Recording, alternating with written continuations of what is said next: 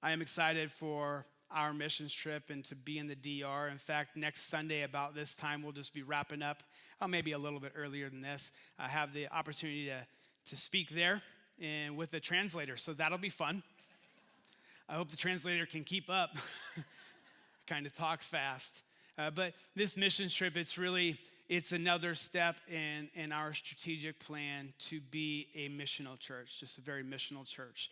Like Canvas Missions is people becoming the church by sending, giving, and going. And so we are going. In fact, we're going, and we really have this dream as a church, and we're excited for the day that we get to do it, is we know that God's continually calling people to the missions field, like overseas missions. He's called all of us to the mission. There's no doubt about that, and we'll jump into that here. We're in the book of Acts, so you can't talk about the book of Acts without talking about the mission of God. But he specifically calls people to leave their homeland and to go somewhere else to a different people group in order to bring the gospel to them. And man, we are praying for and looking forward to the day when we get to lay hands on some of our own who have said, Jesus has called us to the mission field.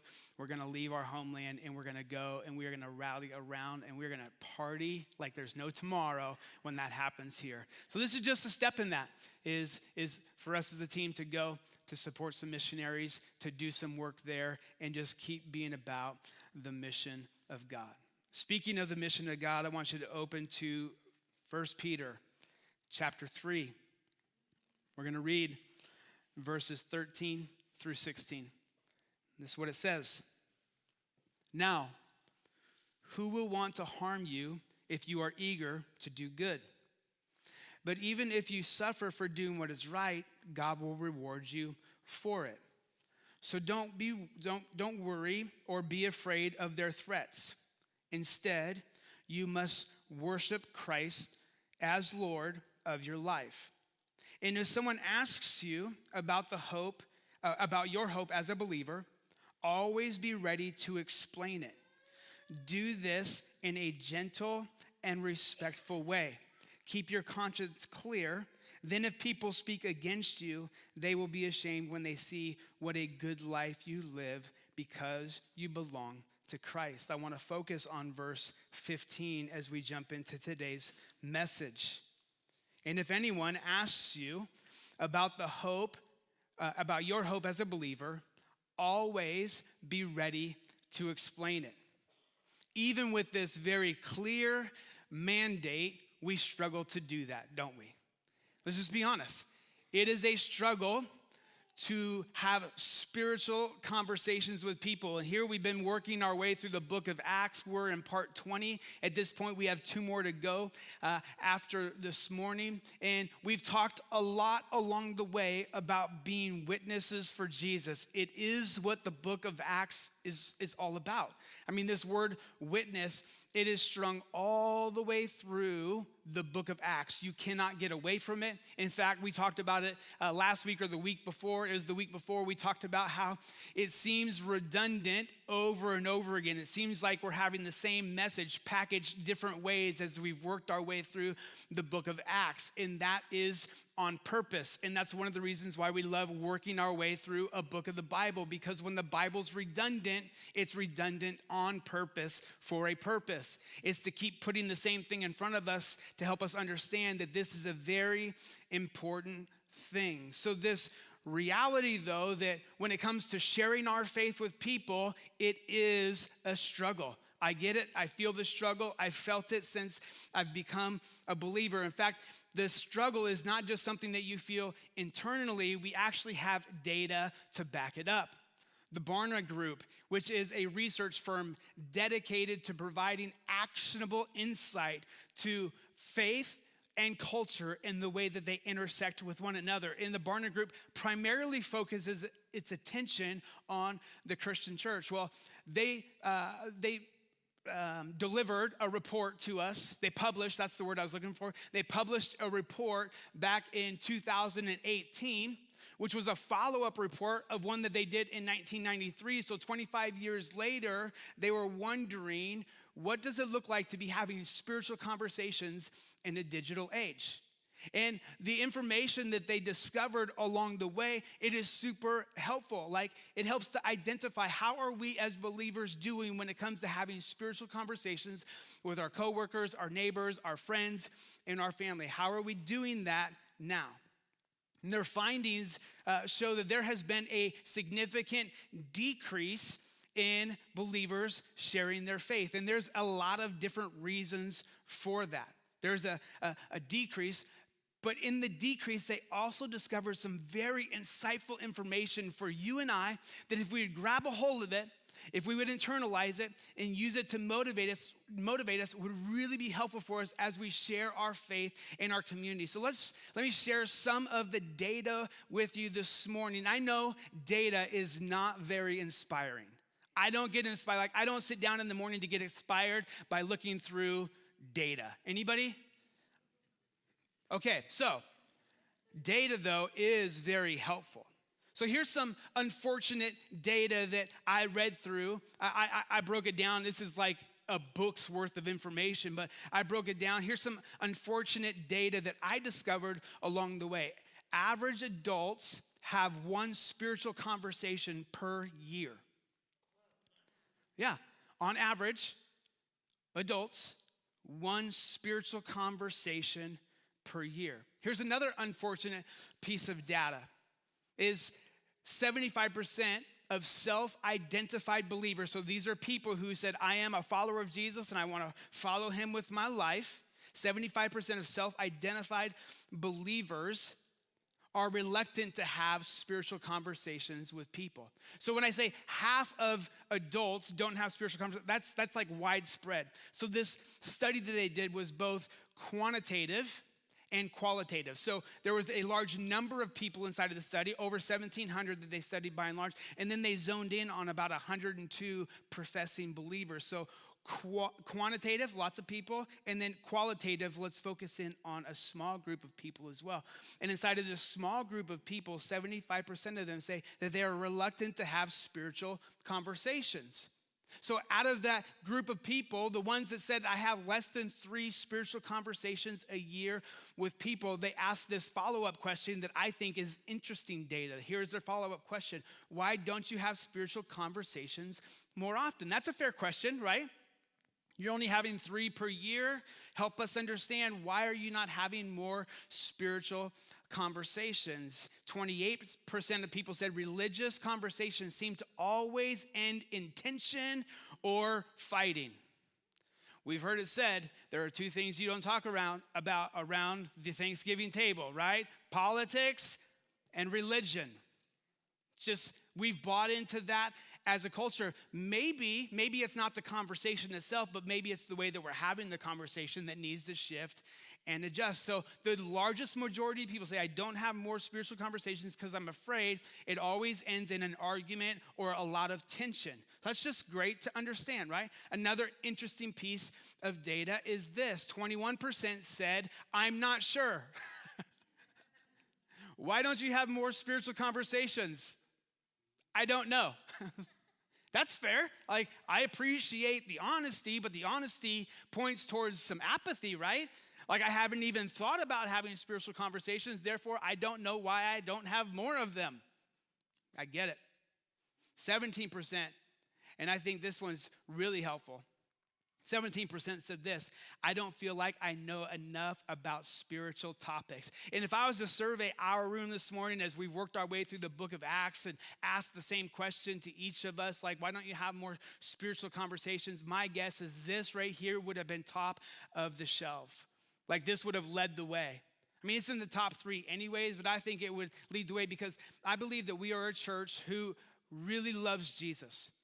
We're a church that really wants our community to know Jesus. And when it comes to engaging in spiritual conversations, though, we feel a bit inadequate to have those conversations.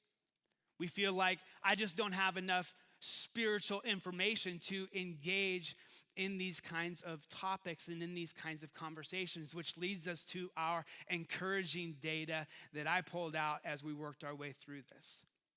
And I think you'll be happy to know this. Most people who had a spiritual conversation, when they were doing this study, most people who had a spiritual conversation, they were very glad that they had it in the last year. Like, that gives me a bunch of hope, right? Like believers, non-believers alike say, I was very glad that I had a spiritual, my most recent spiritual conversation. I was really glad that I had it. Sometimes the people in our lives, they're just waiting for us to step into the conversation with them to have it. And all the while, we sit back and we're afraid that they're going to reject it. Most people are happy they had it. Here's another piece of the data. This is what it says. 9 out of 10 people that experienced a big life change spiritually, they did so after having a spiritual conversation with someone they knew well or very well. Get that, 9 out of 10 people who made a decision spiritually did so after having a conversation with a friend. That's huge. Like, that's such an important piece, because another piece of information that they discovered in this study is that back 25 years ago, the individual believer took it as their own responsibility to be sharing the gospel. They did not see it as the job of the corporate church, the church organization, to promote the gospel. It was their job individually. Well, those stats have flipped now. There's more people that are a part of the church today who would say, no, it's a part of the organization's job to make sure people understand the gospel. But the data is clear. If 9 out of 10 people that have made a big decision to follow, like a big spiritual decision, has done so because they had a conversation with a friend, that's great, like, insight for you and I to take the plunge and to step into spiritual conversations with people, isn't it? Now, here's another one. I think you're going to like this. I think you already know it, but we ignore it. And here it is. 73% of conversations that led to big life change happened while people were face to face. Crazy, right? So check this out.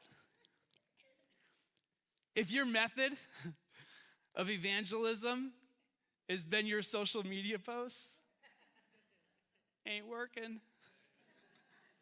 It ain't working. When was the last time you clicked on a social media post, somebody had a different outside view than you, and you thought to yourself, you know what, I'm going to change my mind? That's about what I thought. Yeah, they're just not helpful. They're on the list, but they're like 8 or 9 on the list. The number one reason that people actually make a decision based on spiritual things, based on a faith conversation, was because they were sitting down with a trusted friend over a cup of coffee, over a meal, eating some ice cream together. So in summary, most people are not talking about their faith because of a real or perceived tension moment that they're afraid of. Or they're not talking about their faith because they don't believe that they have enough information to step into spiritual conversations. However, most people, believer and non-believer alike, have been very grateful for the last spiritual conversation they had with somebody. It's so important.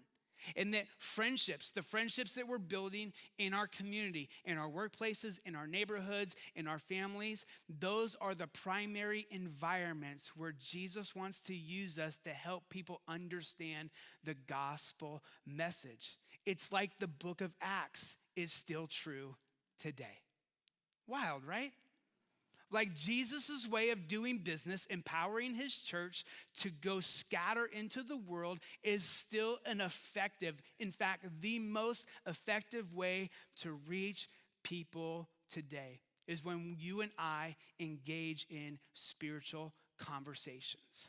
Maybe you're wondering this morning, what is a spiritual conversation?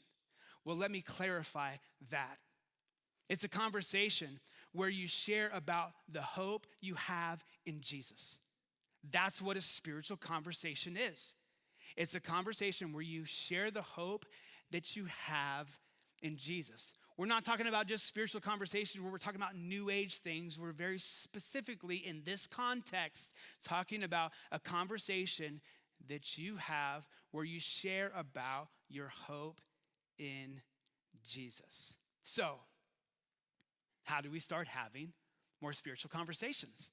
Like, I think that's a super important question. In fact, if you sit through week and week and week hearing somebody say, we've got to be more focused on sharing the gospel with others, but you're sitting there and you're like, but I don't know how, that can be very frustrating, can it? I would love to, if you would just help me understand how. Well, this morning we're going to take some time to understand how. And we're going to start with this understanding that there actually is some common ground for all of us to work with.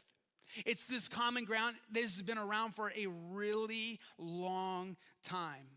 And when you understand this common ground, it actually sets you up better to have real spiritual conversations with people. Here's the common ground that's been around for a really long time, and it exists in the relationships with people that you have that don't know Jesus. And here it is. Everyone is hoping for something. Everyone is hoping for something. But is hope wishful thinking, or is it anchored to reality? Is hope nebulous, or is hope actually defined? Proverbs chapter 13, verse 12, and this is our sermon summary this morning. I hope that you memorize this verse. It's an important verse. This is what Proverbs has to say about hope. It says, hope deferred makes a heart sick. Hope deferred makes a heart sick, but a longing fulfilled is the tree of life. And when the Proverbs is talking about this tree of life, it's meant to make us go back to the garden story, creation account, where God creates the garden and it's good. And inside of the garden, he has the tree of life. And this is the place where people flourish and there's fruit and there's life and there's vibrantness. Like, that's what the proverb is pointing to. Hope deferred makes the heart sick, but a longing fulfilled is this tree of life. It's this wellspring of life that comes forward. I'm going to go out on a limb this morning and say most people are living a hope deferred kind of a life. That they've put their hope in other things other than Jesus and the work that he did on the cross, and those things will always let them down. Living a hope deferred life makes the heart sick. So I put my hope and trust in this thing, hoping it was going to pay off in the end. And then when I find out it doesn't pay off, guess what? I'm down. It's difficult. It's challenging. And the reason why I say that this is something that's been around for a really long time, because Augustine, back in the 4th century, he penned these words in his book called The Confessions. And he says this probably is his most quoted quote of all time. This is what he says. You have made us for yourself, O Lord, and our hearts are restless until they rest in you. What's Augustine saying? I've pursued a lot of other things, and none of it has found me any sort of peace, joy, or hope. Blaise Pascal, a 7th century philosopher and mathematician, he coined this idea that every human being has what's called a God-shaped hole in their heart. He called it a God-shaped vacuum. That you can put anything that you want in that other than God, and it will not satisfy, it will not fill. It is only God that will fill that void in your heart. So when we step into our environments, be it our neighborhoods or our workplaces or wherever we find ourselves, when we step into those environments, recognizing that everybody has this longing. Everybody is hoping for something. But if their hope is not placed in Jesus and his work on the cross and the redemption that comes through him and him alone, then they will at some point have a sick heart. They're going to be let down. They're going to be discouraged. And that reality gives us the opportunity to present real hope. That is the crossroads where we get to step into their story and have a spiritual conversation with them to bring to life real hope. But I think oftentimes we are not confident enough to step into those conversations, and the data proves that. So let me ask you this morning, are you confident to step into spiritual conversations when the doors open up to have a spiritual conversation with someone? We're going to work our way through Acts chapter 26 this morning. And as we work our way, We're just going to make observations along the way. So this message is structured just a bit differently than we normally do it around here, which is kind of fun.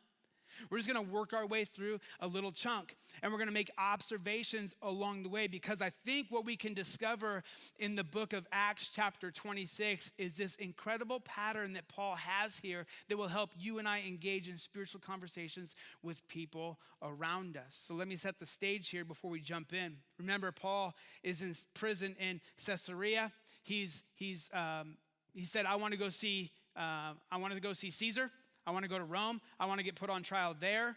So he's appealed to Caesar. And while he's still in Caesarea, the King Agrippa comes to town. And King Agrippa is pretty he's intrigued about this person, Paul, and all the work that he's doing. And he wants to hear about him. So the governor sets up a little meet and greet opportunity for Paul to come out and state his case to the highest powers other than the emperor of the day. Emperor's the top. Then you have the king, and then you have governors, and they're all present. And then there are community leaders around as well. So that's the backdrop of Acts chapter 26. Now, Paul, in the book of Acts, he is given 3 defense speeches, meaning he's stood before 3 different crowds of people, and he is given a defense for who he is, what he's preaching about, and why he's preaching it. You can find him in Acts chapter 22, Acts chapter 24, and Acts chapter 26. And in Acts chapter 26, this is the most detailed in his conversion story personally, as well as the most detailed in a gospel presentation. So you can see how this is gold for us here today. Paul has laid out a roadmap for us to follow. And if we would follow it, we would be much more confident to step into spiritual conversations. This is the blueprint for you and I having spiritual conversations. It's the blueprint for us to fulfill 1 Peter chapter 3, verse 15, that we always are ready to give an account of why it is we have the faith we do and worship Jesus the way we do. So let's work our way through Acts chapter 26, starting verse 1. Verse 1 says this, Then Agrippa said to Paul, You may speak in your defense. So Paul, gesturing with his hands, I love this guy. He uses his hands. I do too. Paul, gesturing with his hands, started his defense. I am fortunate, King Agrippa, that you are the one hearing my defense today against all these accusations made by the Jewish leaders. For I know, you are an expert on all Jewish customs and controversies. Now, please listen to me patiently. In those first 3 verses, what we see from the Apostle Paul is he's stepping into the opportunity that's in front of him. So the first thing we can take away from as a church is this: take the opportunity that's in front of you. If you want to have spiritual conversations with people, you take the opportunity that Jesus has put in front of you. Some of those conversations need to start in your homes. Some of them, they're going to be in your workplaces. Some of them, they're going to be in your neighborhood with your neighbors or your close friends. It's like as Jesus opens the door to have spiritual conversations, you got to take the opportunity that's in front of you. And maybe this morning you're surveying your life and you're thinking to yourself, I don't have that many opportunities. Or maybe I don't have any opportunities. And if that's where you find yourself today, I think that's a great conversation to have with the Lord. And that conversation might go something like this: Jesus, I recognize that you've empowered me to be a bold witness for you. But at this season of my life, I don't find anybody in my world to have that conversation with.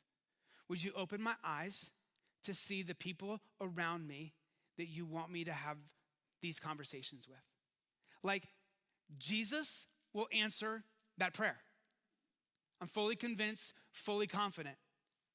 When we open our hearts to do what he's called us to do, even when we don't know what the way is, he opens it, he makes the way. And all of a sudden, I think there are going to be people in your world that you run into all the time. Or maybe he's going to bring somebody into your world and he's going to whisper in your ear, this is a relationship that I want you to build. This is a relationship that I want you to have a spiritual conversation with at some point. We all need to be having people in our lives to have this conversation with. For some of you, it's your kids in your house. In fact, one of the most disturbing things about all of the data that I gave you earlier is that those conversations that weren't happening, so the people that have one spiritual conversation per year, that's also in the context of their homes. Right? So some of you, it's stepping into this spiritual conversation with your teenagers, with your young kids. For some of you students, it's stepping into a conversation with your parents because maybe they're not yet followers of Jesus. That was the story with me and my dad. He did not know Jesus. But God used the faith of my dad's sons to draw him to the faith. We got to step into this. So you got to take the opportunity that's in front of you. That's what we see. Let's keep going here. Verse 4. As the Jewish leaders are well aware, Paul says, I was given a thorough Jewish training from my earliest childhood among my own people and in Jerusalem. If they would admit it, they know that I have been a member of the Pharisees, the strictest sect of our religion. Now I am on trial because of my hope in the fulfillment of God's promise made to our ancestors. In fact, that is why the 12 tribes of Israel zealously worship God night and day, and they share the same hope I have. Yet, your majesty, they accuse me for having this hope. Why does it seem incredible to any of you that God can raise the dead? Paul's like, they are hoping in something. That hope has come in the person and work of Jesus Christ. We share the same hope. I just recognize Jesus fulfilled it, and now my hope is in him. But they have me here on trial because we share the same hope. And the reason that they're all wigged out is because we proclaim that Jesus came back to life. There's a resurrection. And it blows Paul's mind to think that they're all freaking out that somebody came back to life. Like, if God created it all, how small of a task is it for him to raise the dead? It's no small task at all. It's like, calm down, people. This is simple stuff. He's God. He can do this. And he goes on to say, I used to believe that, that's actually what I said the first time. I used to believe that I ought to do everything I could to oppose the very name of Jesus the Nazarene. Indeed, I did just that in Jerusalem. Authorized by the leading priest, I caused many believers there to be sent to prison, and I cast my vote against them when they were condemned to death. Many times I had them punished in the synagogue and to get them to curse Jesus. I was so violently opposed to them, I even chased them down into foreign cities, Paul says. Chased after him. See, Paul's empathizing with this group of people that don't understand who Jesus is. Like, I was one of you. Like, I've been there. I've been that guy. I totally understand. So the second thing that I recognize from this account of Paul in Acts 26 is this. Share what life was like before you surrendered to Jesus. It is such a powerful part of your story. Like, what did life look like before you surrendered your life to Jesus? When you were on a trajectory running after hopes that could not satisfy, when you had your hope and trust placed in things that could not come through, at the end of the day, what was life like before you surrendered your life to Jesus? Maybe this is going to be a great exercise for many of you this week, because maybe you haven't thought about this in a really long time. To sit down and process, what did life look like before I surrendered my life to Jesus? Back in 2017, had an opportunity to spend an extended weekend in my hometown just by myself. It was a time for me to get away, to pray, to see God's face. And so I was doing that. Spent a couple of nights at this little cottage. Well, in my time there, I felt like I wanted to drive back past the house that I found Jesus in. And I remember driving up into the cul-de-sac, parking my car, sitting there in my car, looking at the house that I was raised pretty much the first 19 years of my life in, just looking at it and recounting what life was like before I knew Jesus. And with tears rolling down my face, just thanking God that he found me and he rescued me out of that. I was on a road towards destruction. I was putting my hope and trust, even at 12 years old, I was putting my hope and trust in things that could not satisfy. I was literally on a road to destruction, mixed up in a group of people I had no business being mixed up, doing things that I had no business doing. Jesus found me there and he rescued me. And I don't know what your story is. Like, I don't know where Jesus found you. For some of you, you're like, I was born and raised in the church. And I think that's one of the most beautiful stories of all. But you still have a story because you've at some point had to make your faith your own. Like, what did that journey look like? Really understanding who Jesus was. Jesus wants to use that part of your story, what it looked like before him, to help people journey towards him. He wants to use it. In fact, it's inspiring to people to recognize, man, you've got a story similar to my story. You can understand me in a way that I didn't think you could understand me. So when we use what life looked like before we surrendered to Jesus as part of our spiritual conversation with people, it helps lower the guard. It helps break down the walls. It helps them to see you and I, we're people just like them. But we've been rescued by Jesus. Let's continue on. Verse 12. One day I was on such a mission. So he's on a mission to persecute the church. That's what Paul was doing. That's what he'd given his life to. One day I was on such a mission to Damascus, armed with the authority and commission of the leading priests. About noon, your majesty, I was on the road. A light from heaven, brighter than the sun, shone down on me and my companions. We all fell down, and I heard a voice saying to me in Aramaic, Saul, Saul, why are you persecuting me? It is useless for you to fight against my will. The original translation is, it is useless for you to kick against the goads. Goads were sharp sticks that they would use for cattle to get them to go in the proper direction. And God is saying to Paul, I've been trying to get your attention. I've been trying to push you in the right direction. Listen, it is useless for you to fight against this. The stick is sharp and I can push it harder. That's what he's trying to say. And my guess is this morning, maybe you're here or you're listening online, you're not yet a follower of Jesus, and you understand that resistance, that hesitation. There's this drawing trying to pull you in, but you're being obstinate and you're refusing to bend your knee. And I'm just saying that what Jesus said to the Apostle Paul, it's useless to kick against that. What would it look like if you just surrendered to it? And then Paul goes on to say this, who are you, Lord? I asked. And the Lord replied, I am Jesus, the one you are persecuting. That must have been a very difficult moment for Paul. He thought he was just persecuting this way, this group of people that were kind of taken off in this cult-like thing. He didn't realize he was persecuting Jesus himself. Jesus says this to Paul, now get up to your feet, for I have appeared to you to appoint you as my servant and witness. Tell people that you have seen me and tell them what I will show you in the future. I will rescue you from both your own people and the Gentiles. Yes, I am sending you to the Gentiles to open their eyes so they may turn from darkness to the light, from the power of Satan to God. Then they will receive forgiveness for their sins and be given a place among God's people who are set apart by faith in me. So if we're going to step into these spiritual conversations, we've got to share what it was like when we surrendered our life to Jesus.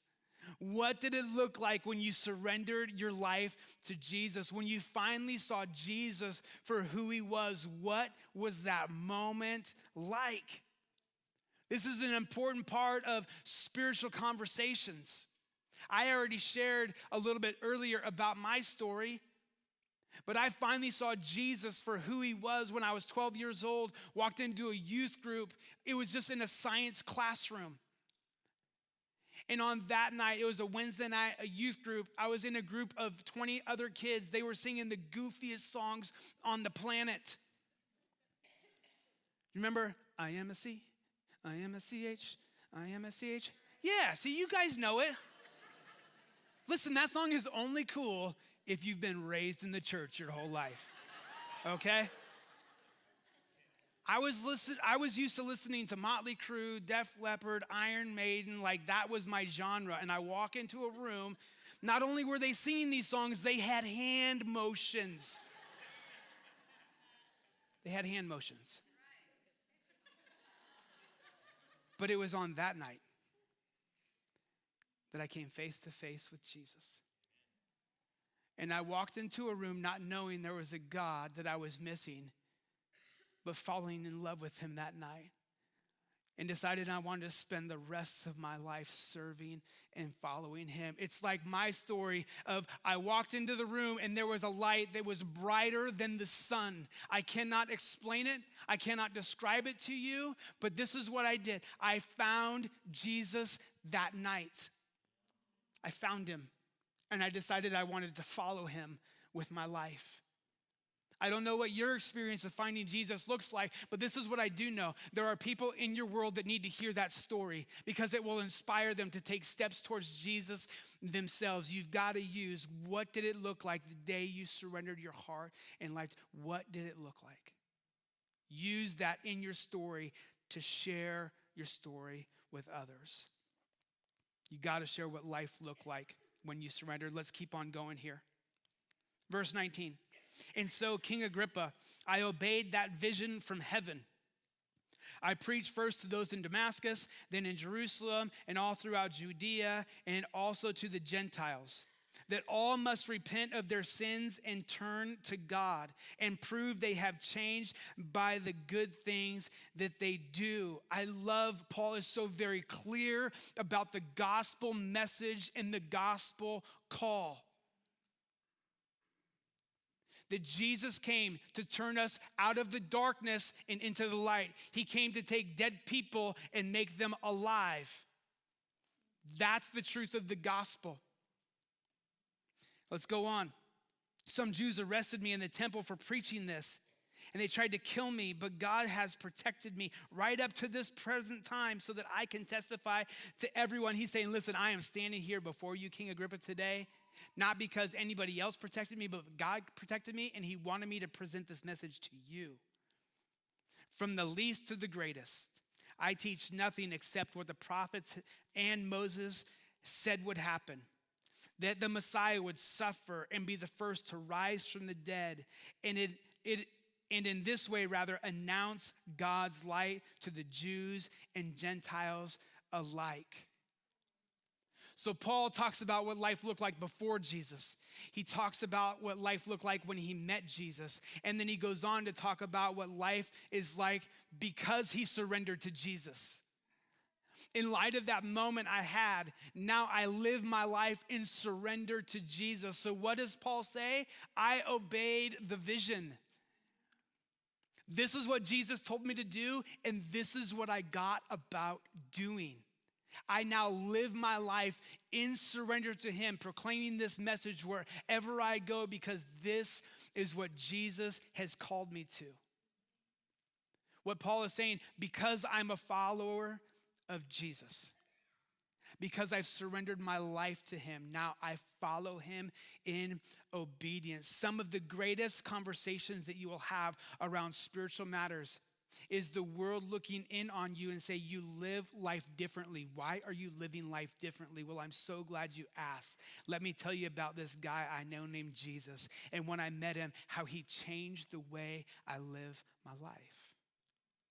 That's a consistent message throughout the New Testament. That we live our lives in such a way that the watching world around us may glorify our Heavenly Father because of the good deeds that we do.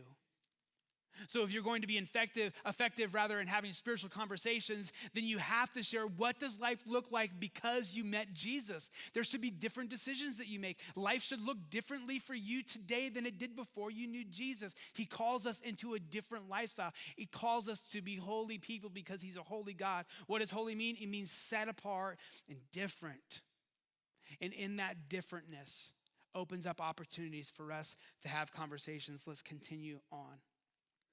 Verse 24, suddenly Festus shouted, Paul, you are insane. Too much study has made you crazy.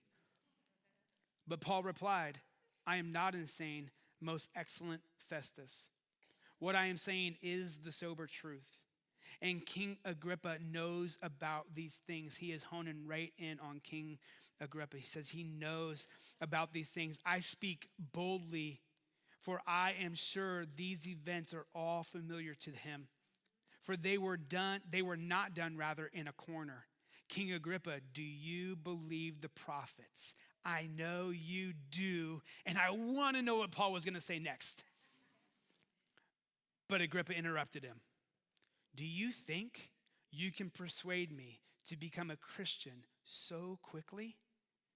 Paul's response is brilliant. But Paul replied, whether quickly or not, I pray to God that both you and everyone in this audience might become as I am, except for these chains.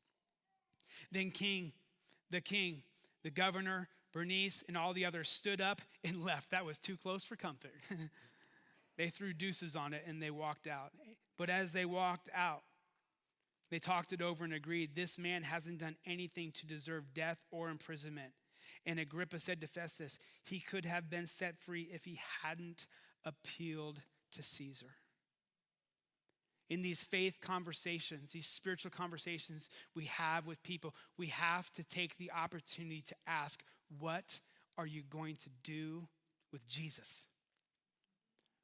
What are you going to do with Jesus? It's this point of decision. Jesus is our empirical evidence that God exists.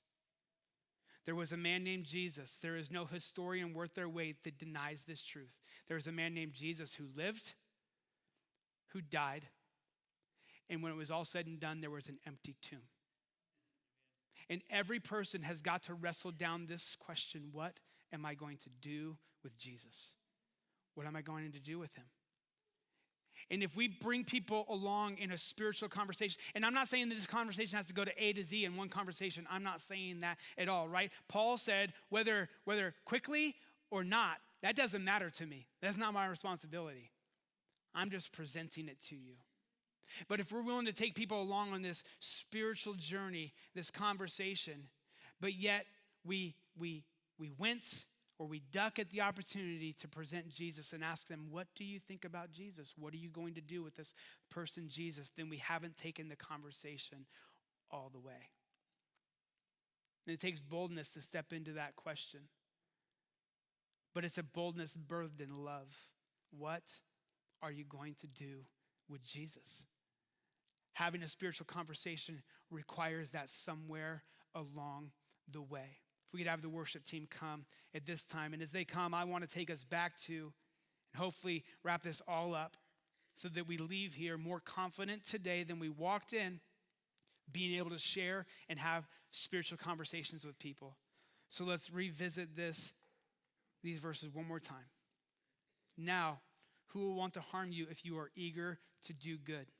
God's people, we should scatter from this place to do good in our community.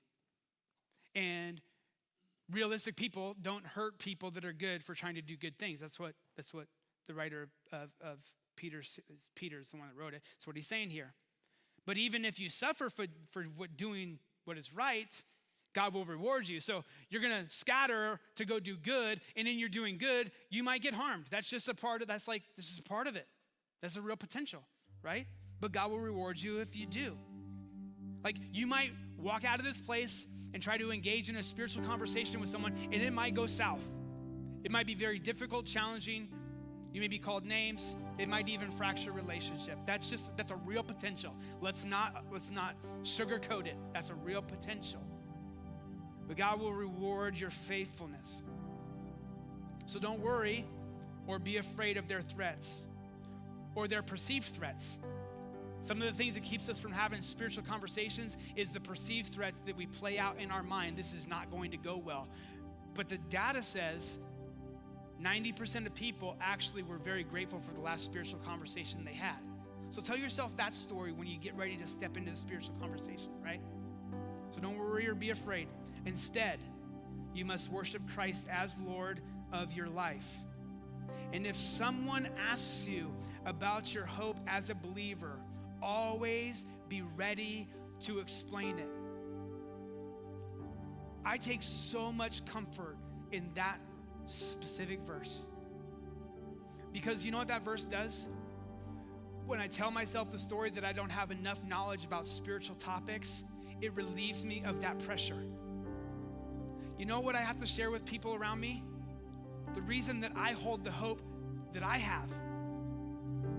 I don't have to be able to write a 50-page thesis on the Trinity.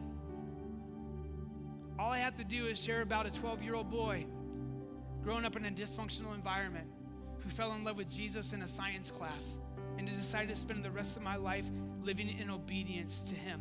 Like that's what I have to share. And it lessens the burden. It gives me confidence. It emboldens me to have the conversations with people. I don't have to carry the weight of their conversion on my shoulder.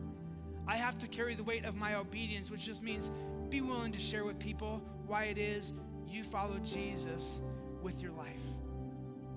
And I'm gonna guess, if you give it some time, if you spend some time this week processing this, that the Lord will help you formulate your story in a way that even if you were on an elevator with somebody for 30 seconds, that you'd have the opportunity, if the door opened up, well, the elevator door stayed closed, but the spiritual door opened up to have a conversation, that you could share your faith with them in that moment. But now check this out. Check this out. Oftentimes we wait for those anomalies. The elevator ride with someone where God opens the door. When the data says most of these conversations take place in the context of friends, having a meal or drinking a cup of coffee together. One thing I know, we can all do that. Would you stand to your feet this morning as we close? Our takeaway is simple. Pray daily that the Holy Spirit will empower you to have spiritual conversations. So Jesus, we ask you to do that. Help us this week to be focused. Now we have a better understanding, so help us to live it out, I pray. In your precious name. Maybe you came here today and you need prayer for something else. We'd love to pray with you. We're gonna have some friends that are down here in the front, and they'll spend some time praying with you. Maybe you came today again and not a follower of Jesus. I would encourage you, have a conversation with somebody who brought you. If somebody didn't bring you and you wandered in all on your own, kudos to you. That's very difficult to do. But you want to talk about who Jesus is and why I surrendered my life to him, I'd love to have the conversation with you before you leave today. So I'll be out in the lobby. Go ahead and grab a hold of me and we'll have that conversation. Let's worship.